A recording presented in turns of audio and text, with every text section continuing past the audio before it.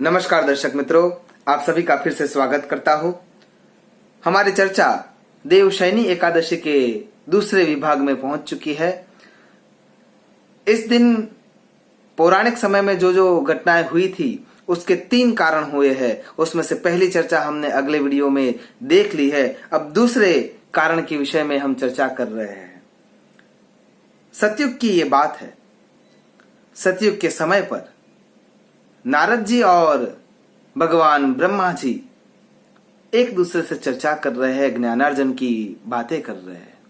और उस समय नारद जी ने एक प्रश्न ब्रह्मा जी से पूछा कि हे प्रभु, अभी का जो समय है उस समय पर मानधाता जो कि एक चक्रवर्ती सम्राट के रूप में बहुत ही अच्छा पुण्यकालीन शासन कर रहे हैं, क्या उनके पुण्य काल में कोई तकलीफ आने वाली है?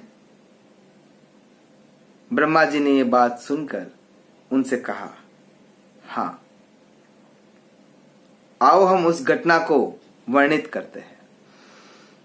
ब्रह्मा जी के श्रीमुख से शब्द निकलते हैं हां, और ब्रह्मा जी उस घटना को वर्णित करते हैं कि जब मानधाता एक परम पराक्रमी, तेजस्वी, ओजस्वी चक्रवर्ती सम्राट के रूप में धर्म के बताए हुए नियमों को पालित करते हुए अपनी प्रजा को पुत्रवत पाल रहा था। लेकिन हर एक राजा को ऐसी चिंता होती ही है कि जब तक हमारा पुण्य बल है तब तक ये क्षेत्र समृद्ध है, सुखी है, संपन्न है। लेकिन अगर हमारे पुण्य का क्षय हो जाएगा तो ऐसा ही होता है। थोड़े समय के बाद मानधाता के राज्य में अकाल आ जाता है। और कैसा अकाल आ जाता है कि जो खड़े हुए पेड़ है वो भी सूख जाते हैं, एक पत्ता भी नहीं रहता।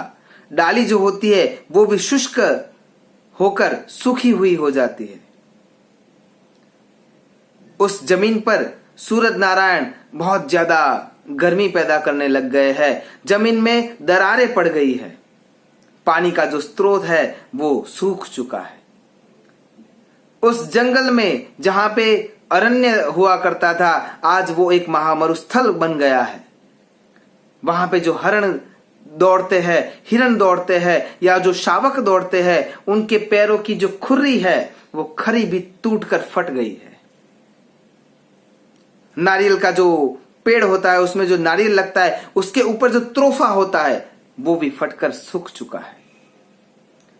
जो जमीन है वो त्र्यंबक वर्ण को धारण कर कर बैठ चुकी है। एक सूखी घास भी वहां पे दिख नहीं रही। हरी घास तो बहुत दूर की बात है, तृण तो बहुत दूर की बात है, सूखी घास भी वहां पे दिख नहीं रही। ऐसा अकाल आ जाता है। धर्मनिरपेक्ष, धर्म प्रेमी, धर्म का आचरण करने वाला धर्मज्ञ राजा है, इसीलिए वो उसका समाधान ढूंढने के लिए दरबदर घूमता रहता है। घूमते घूमते वह एक आश्रम के नजदीक आते हैं और वो आश्रम ब्रह्मा जी के पुत्र अंगिरा ऋषि का था। उन अंगिरा ऋषि का इतना प्रभाव था कि इस अकाल के समय में भी उस जगह पे अकाल की कोई स्थिति नहीं दिख रही थी। तब मानधाता उनके चरणों में गिरकर क्षमा याचना करते हैं। वो पहले अपने आप को दोषित मानते हैं कि मैंने ऐसा कौन सा अपराध किया है जिसके कारण मेरी प्रजा ऐसे दुख को भोग रही है। अंगिरा मुनि तपश्चर्या के बल पर ऐसा बताते हैं कि आपने कोई गलती नहीं की, लेकिन आपके राज्य में किसी एक शूद्र ने अपने विचारों को भ्रष्ट करते हुए तपश्चर्या को आचरित किया है। अब यहां पे सोचने की बात आती है। पहले के समय में 4 वर्ण हुआ करते थे, ब्राह्मण, क्षत्रिय, वैश्य और शूद्र। और वो वर्ण उनके कर्म के आधार पर बनते थे, ना कि जन्म के आधार पर। ब्राह्मण, जो व्यक्ति वेद अध्ययन करता है, अपने आपको ब्रह्म चिंतेषु ब्राह्मणः, ब्रह्म का चिंतन करता है, दूसरों को उसका चिंतन करवाता है, अध्ययन अध्यापन करता है, यज्ञ याग करता है, विधि विधान करता है, धर्म को फैलाने का काम करता है। इस कर्मनिष्ठता को ब्राह्मण का नाम दिया गया था। क्षत्रिय, जो व्यक्ति बल के आधार पर अपने देश की रक्षा करते हैं और अपने देश की रक्षा के लिए स्वयं अपने प्राणों की आहुति देने के लिए तत्पर होते हैं, उनको क्षत्रिय कहा गया है।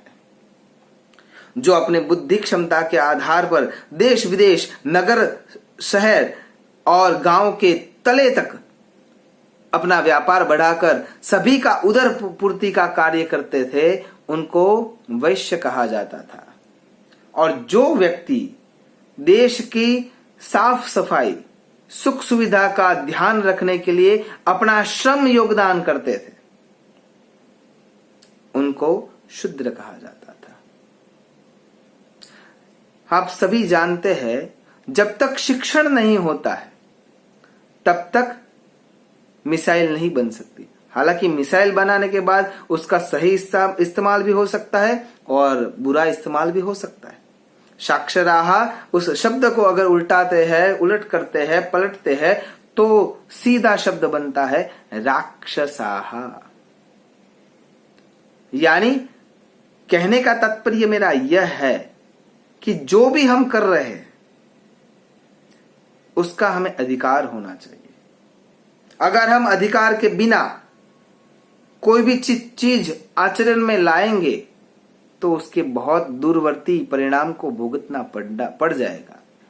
जैसे कि राजर्षि विश्वामित्र ऋषि, वो राजर्षि थे, लेकिन उनके मन में ब्रह्मर्षि पद को प्राप्त करने की इच्छा थी, लालसा थी, गेलसा थी, और उन्होंने उस ईर्षावस्थ होकर वशिष्ठ जी को पराजित करने की ईर्षा को लेकर तपश्चर्या को आचरित किया, और उस ईर्षा के कारण उनका पद भ्रष्ट हुआ।